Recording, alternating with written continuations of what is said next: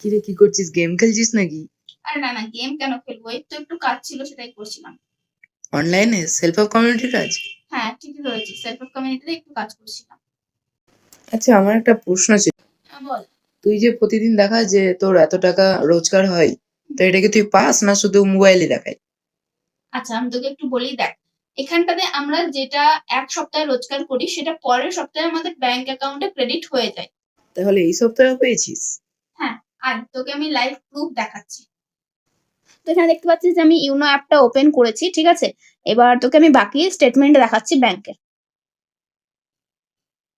এখানটাতে দেখ, self of community লেখা আছে, ঠিক আছে? আর 30 তারিখ মানে সোমবার দিন আমার আগের সপ্তাহের পে আউট কিন্তু ক্রেডিট হয়ে গেছে।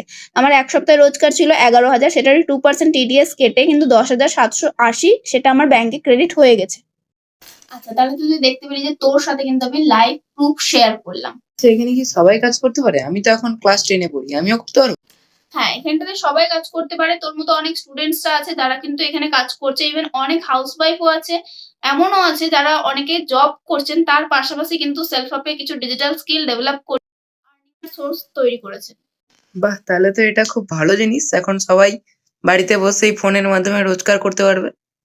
হ্যাঁ, এটা পসিবল। নিজের স্মার্টফোনকে কাজে লাগিয়ে বাড়ি বসে নিজের ফ্রি টাইমকে ইউজ করে কিন্তু কিছু স্কিল ডেভেলপ করিয়ে সবাই রোজগার করতে পারে।